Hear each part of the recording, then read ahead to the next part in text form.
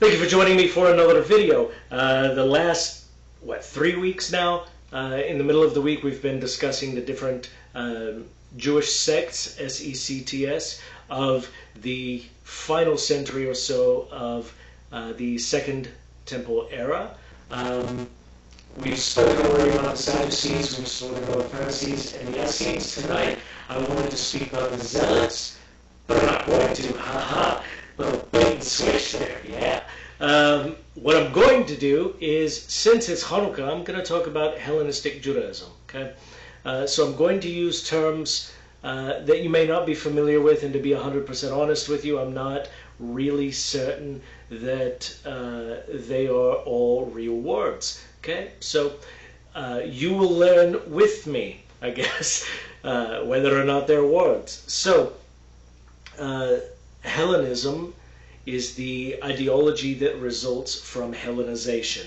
Hellenization, to Hellenize, is to make Greek. Okay, now that we've clarified that, Hellenized Jews are those Jews who have been made Greek, to some extent or the other. Okay, maybe they are more conservative in what they preserve from their Jewish ethnicity, from their Jewish culture. Maybe they're, more liberal, and we'll talk about that, in what they preserve, meaning that they're just not, they don't really preserve much. Okay, conservative means more Jewish in this case. Liberal, for this video anyway, is going to mean more Greek. Okay, that's what you should think of. A Hellenized Jew would be anyone who fits into any category of that, any Jew who fits into any category in that very, honestly, very broad spectrum. A Hellenizing Jew would be a Jew who, I hate to use this term, but I honestly don't have a better one, who is essentially a missionary for Greek culture, Greek religion. A Hellenizing Jew is a missionary for Hellenism, if that makes sense, okay? In my usage in this video, okay? That may not be how it's used outside of this video, but for the purposes of this video, I just need for you to understand that. So, without any further ado, let's talk about the Hellenistic Jews. Okay, so Hellenistic Judaism, I should say, is a form of Judaism that resulted from a blending of loud vehicles. No, a blending of Jewish culture and religion with Greek culture and religion. Okay, now some Hellenized Jews on the conservative end. Okay, so we're talking, these are people that are more more Jewish than they are Greek, I guess I should say. They may have been Hellenized only to a certain extent. So perhaps instead of being named Yehoshua, they had a name like Jason. Let's not pick on Jason, okay? There were plenty of Jews called Jason, and Talmud actually mentions them. Let's not pick on Jason. His parents gave him that name. He didn't have any choice, okay? It's not his fault, all right? Obviously not the Jason from Greek mythology, but, oh wait, maybe that's where the name came from. I don't actually know if the name predates that or not. I assume it probably predates the story.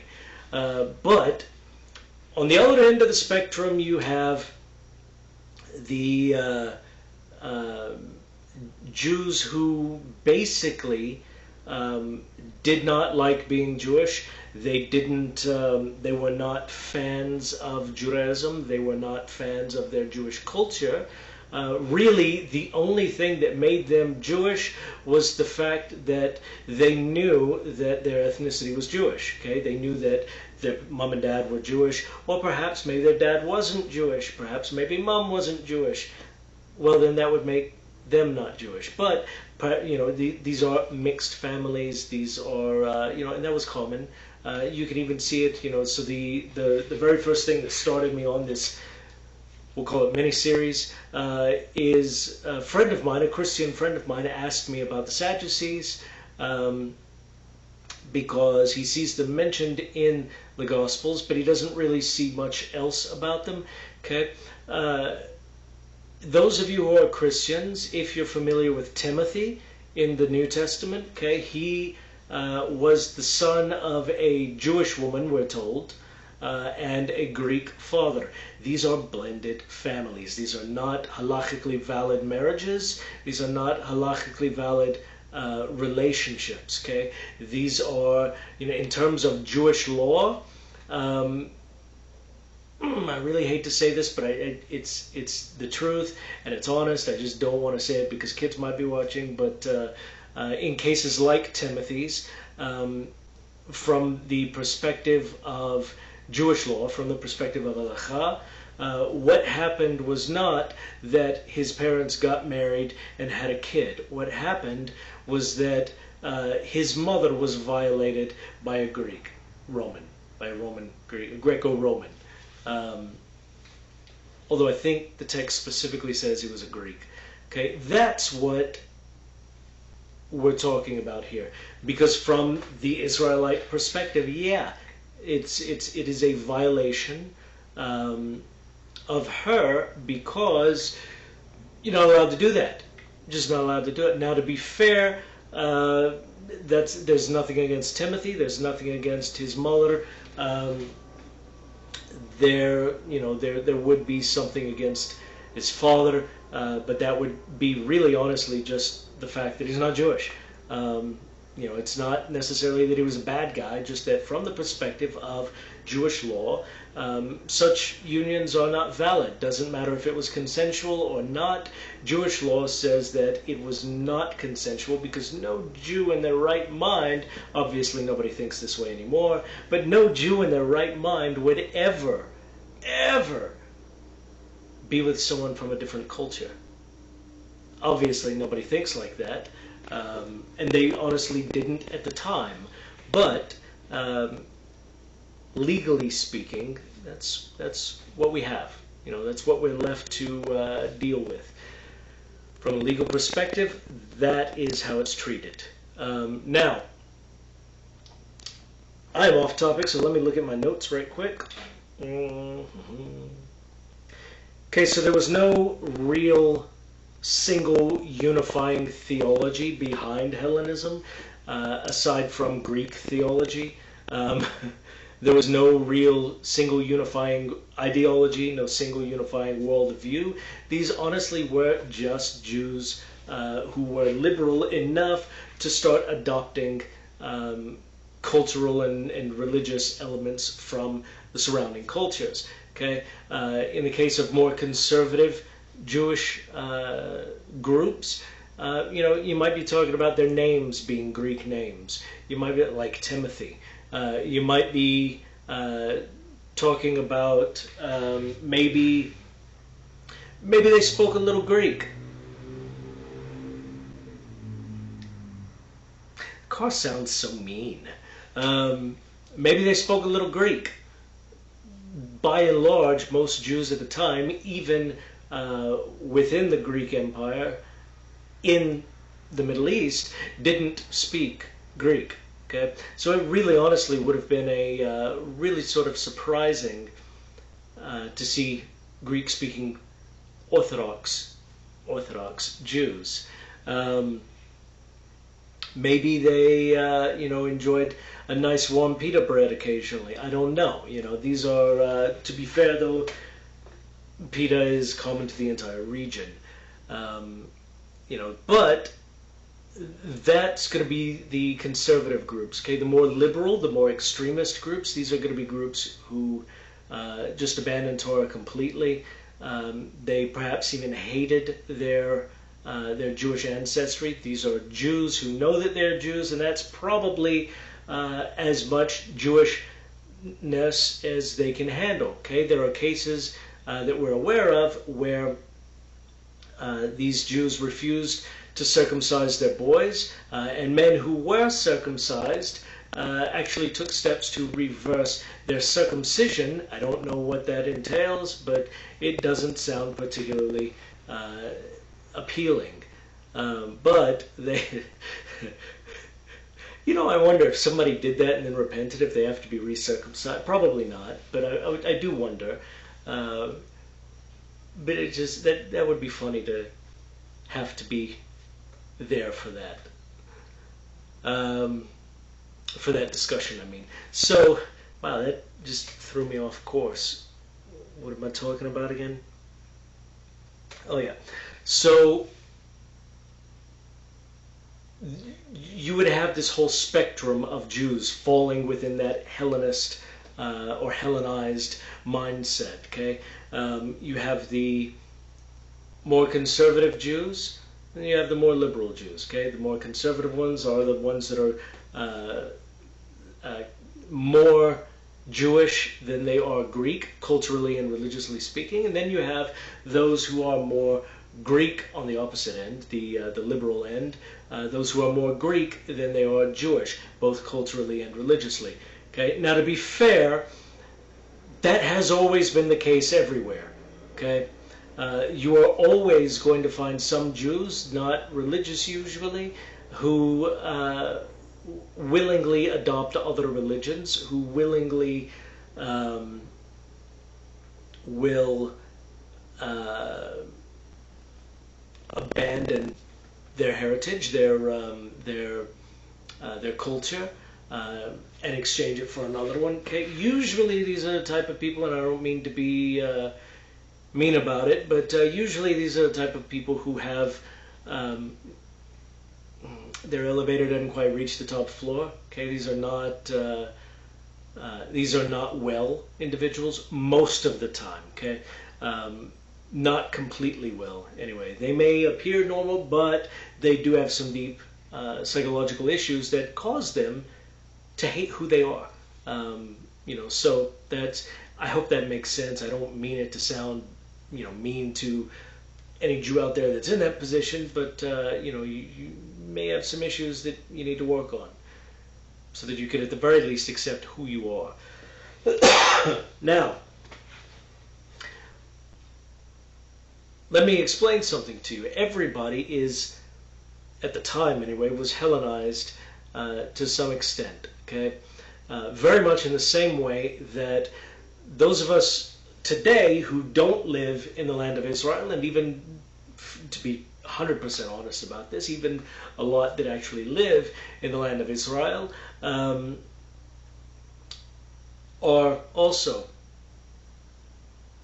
sort of adapted to the cultures that we live in to some extent. It may just be the name of an individual. Maybe his name is Jeff. Maybe his name is John instead of Yohanan. Maybe his name is Joseph instead of Yosef. Maybe his name is William, and he's Jewish, he's Orthodox, but he's, and he's from like this really very strict community, but for whatever reason, his parents chose to give him an English name. I don't know what the case may be for every single one, but we do find that there is some cultural blending all throughout history. Probably the best example that I could give you of that is myself. Right? I know you can't really tell from my accent, but I was raised in Texas, right? Everyone watching this now is just like, what do you mean, right? I don't know. Is that right? It's right. Okay, I was raised in Texas. I'm a conservative Jew in terms of keeping Jewish identity intact. I'm very conservative. I'm observant of the Torah. I'm Orthodox. In general, I'm very slow to adopt anything from outside of the Jewish world and make it my own. Okay. Now that being said, I was raised in Texas. Okay, there are a number of points of Texan culture, general Texan culture, that are a part of my culture that I've sort of adapted to my already Jewish culture. Okay, things like, well, I speak English and Spanish. Okay, more so than I speak Hebrew or Aramaic. Doesn't mean that I don't speak any of them. Just means that I speak English and Spanish more than the others. Why is that Texan? Well, because those are the two official languages of the state of Texas. Obviously, I have to communicate with people that live there, so I got to learn the language, right? My poetry, I've got a lot of poetry that is, based on Western folklore, folklore from Texas that I heard growing up. I've got, it's funny that I heard it growing up and I'm writing about it now. I've got, traditional Texan foods make up the bulk of what I eat. Okay, there's nothing wrong with adopting, a few cultural elements from the surrounding culture and just sort of Judaizing them, making them Jewish. Okay? There's nothing wrong with that.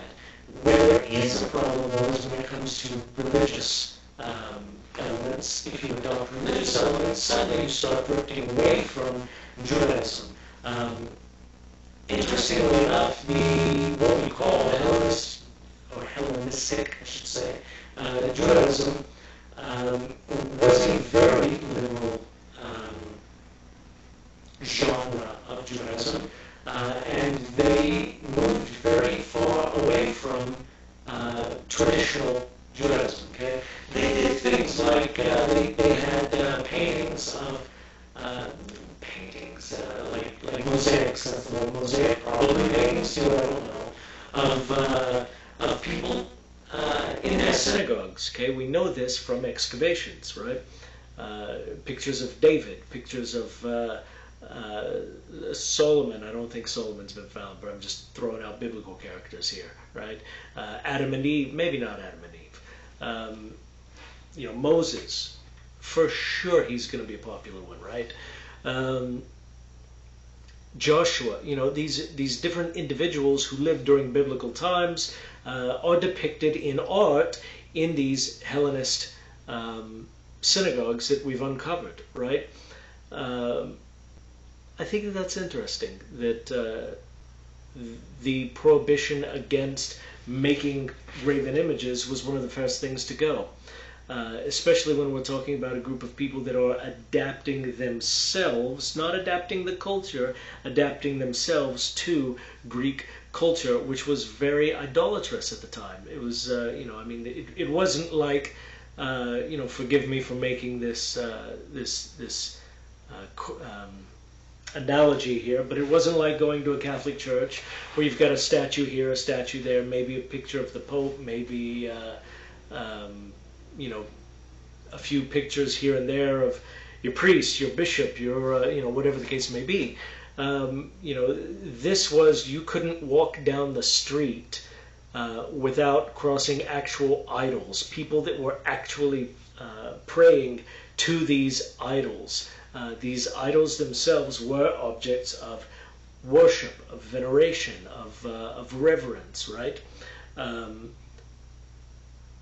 So it makes sense that one of the first things to go in these Hellenist Jewish groups is the prohibition against making graven images. So it's the slippery slope rule, right? You start down that way and then it's a slippery slope. You end up completely and totally immersed in it, right? To the extent, get my glasses back on, to the extent that you had Jews who were Jewish ethnically alone. They spoke Greek, they couldn't speak Hebrew, they couldn't speak Aramaic, they only spoke Greek. A lot of the times they couldn't read Greek, but that's not relevant. Most people couldn't read Greek. Most people today can't read Greek. Okay, let's be honest about that. I can, but there's a reason for that. I learned it. Okay, that's totally off topic there. But so you had these groups of just diehard Hellenizing Jews. Okay, Jews like Menelaus, who was a pro-Egyptian Hellenized Jew who usurped the Kahuna, right? So he usurped the Israelite high priesthood in Jerusalem, kicked out the former priesthood. Okay, so he murdered him, right? He and his allies murdered him. But that's okay, because the guys who were part of this family that were the high priests at the time, it was the Tobiad family. They were pro-Seleucid Hellenist Jews, and they weren't especially religious. They weren't, they were, the seat of their power was the temple. Why was it the temple? Well, because it was the easiest way to control people. They didn't care about Hashem. They didn't care about preserving Jewish culture. No, these guys were Greeks with Jewish last names, to just give an example of what you might find today, Obviously they didn't have last names at the time, but you understand the analogy here. So these are basically Greeks with Jewish last names, right? They go to, St. Mary's Greek Orthodox Church down the street. Obviously it didn't exist at the time, but the point is, there was nothing about them that was Jewish other than their blood, right? As a metaphor. Obviously, there are no stars of David in my blood. Okay, there are menorahs. Why am I bringing up the conflict between Menelaus and the Tobiads, the Tobiad family, named for their ancestor Tuvia? Why am I bringing them up? Well, these are both Hellenized Jewish families. These are both Hellenized Jewish factions that were the reason that we had to liberate the temple in Jerusalem anyway. So these are the guys who are responsible for Hanukkah. We should love them for giving us Hanukkah, right? Well, except that they were both, I can't say that on air, they were both not good guys, okay? They were both, both sides were the bad guys, okay? They created a political situation that was so horrible that it resulted in literally tens of thousands of deaths of Jews. We don't care necessarily about anybody else who may have died from it, because we're talking about Jews here. Okay, when we talk about the Edomites, we can talk about how many of them died in the issue too. But while we're talking about Jews, we're only talking about Jews. We only care about the Jews for this video. So I've got a little bit written here. So the pro-Egyptian Hellenized Jew Menelaus and his allies, they usurped the Kahuna, which is the Israelite high priesthood, right? That provoked the pro-Seleucid Hellenized Tobiad family to successfully lobby the Seleucid king Antiochus IV, who was also called Epiphanes,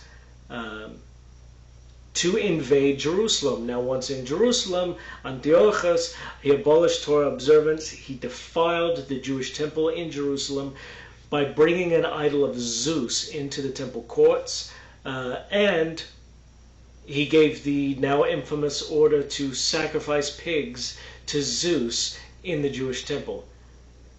And all of that, none of that was anti-Semitic. It wasn't, he didn't do it out of a hatred for Jews. No, he wanted to homogenize his empire. He wanted his entire empire to be the same religion, right? So that's fun. Now, the rest of the story of Hanukkah, if you're not familiar with it, you should be. But if you're not familiar with it, go to my Facebook page. I just posted a little something Sunday about it. where I bring that up. But that brings us down to the war of, I call it the War of Hanukkah. It really wasn't. The Hasmoneans rose up out of that. They were traditionalists. They were more conservative. Okay, they were on the conservative side of the spectrum, whereas the Hellenist factions were more toward the liberal side of that spectrum. They basically, and it was awesome too, they basically ended up fighting a civil war and a war against a foreign occupying power at the same time. Okay, they had to fight against the allies of the Seleucids, who were the Hellenized Jews. Sorry, the Hellenizing Jews. Probably quite a few Hellenized Jews as well. So it was and it's a very fascinating war to study, but it was a horrible time in Jewish history, right? And we memorialize it in the prayers during the week of Hanukkah. We memorialize this. Oh, Hashem, He delivered the strong into the hands of the weak. He delivered the many into the hands of the few. He delivered the insolent into the hands of the keepers of Torah, right? And that's the miracle of Hanukkah. Okay, that's the miracle of Hanukkah. It has nothing to do with the oil. Okay, but Hellenism was such a destructive force to the Jewish world that it resulted in that civil war. Okay.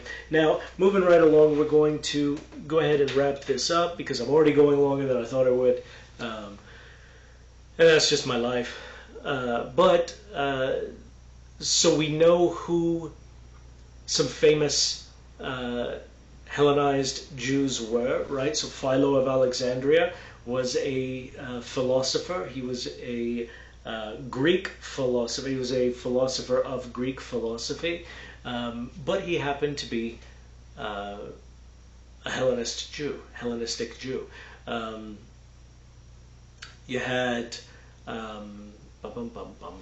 the Tobiad family. You had Menelaus. You had, there were a lot of Hellenized Jews, and we know the names of probably thousands. I could just pull out, I could just make up names. And Jason, I believe there was a high priest actually called Jason one time, who was a Hellenized Jew. He was a Hellenizing Jew as well.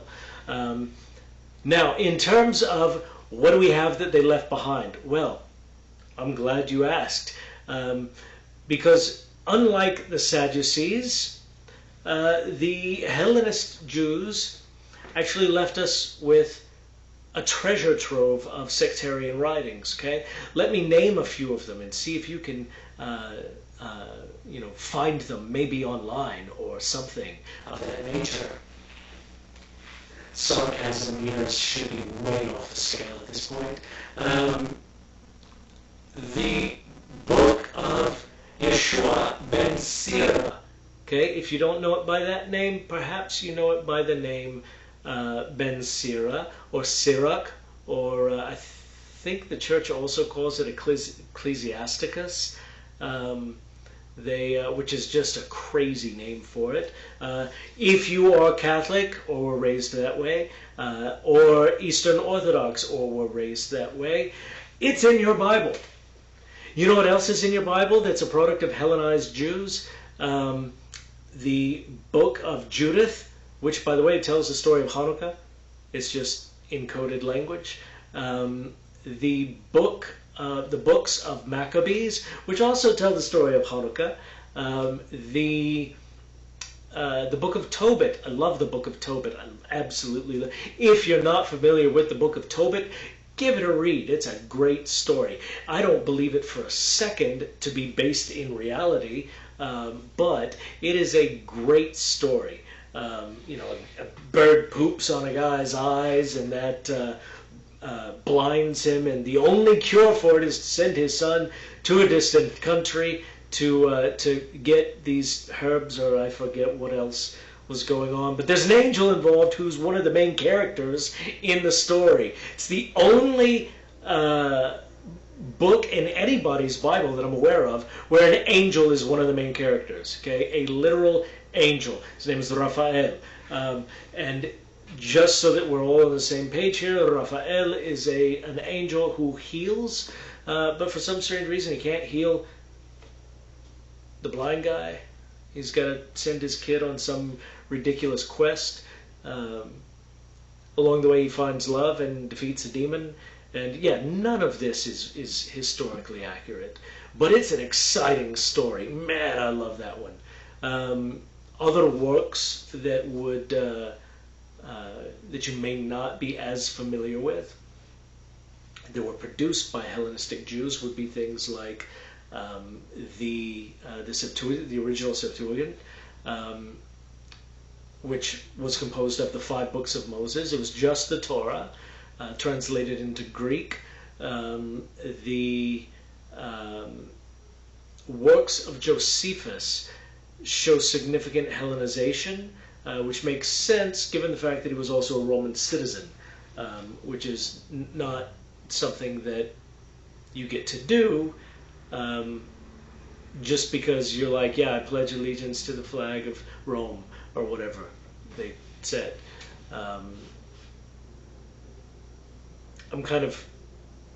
I have complex emotions about Josephus, okay? I really do. On the one hand, I want to like him, but on the other hand, I'm like, ooh, so, that being said, I'm done. I hope that you learned something. I hope that you found this as informative as I wanted you to, and I apologize about sounds of aeroplanes and cars and whatnot going by. But next week we're going to talk about the Zealots, and hopefully we'll keep going from there. I also want to, at one point, maybe not next week, but the week after, discuss the Jewish Christians. So there's that. Oh, and by the way, somebody asked me the other day if I really believed that Paul was a Pharisee. No, I don't. What's a Pharisee? A Pharisee, man. Oh man, I was so zealous for the Torah, so zealous. You don't even know how zealous I. Everybody knows how zealous I am. Believe me, everybody knows. He's the Donald Trump of the New Testament. Okay, in case you haven't figured that out yet, he's the Donald Trump of the New Testament. On the one hand, he's funny. It's and it's just kind of like oh, that's just funny that he has to say that. On the other hand, he says some stuff that is really messed up. And that's as political as I'm going to get in these videos talking about Donald Trump. But no, I don't believe that Paul was a Pharisee, and I mentioned that in the video about Pharisees. I believe he was actually a Hellenist, and I think that that's pretty obvious given his general lack of knowledge of Pharisee doctrine and his general embracing of everything Greek. I think that's pretty obvious, and I think it should be clear to any serious scholar of the New Testament that Paul was never a Pharisee. But that's my opinion. Feel free to disagree with me. Until next time, shalom.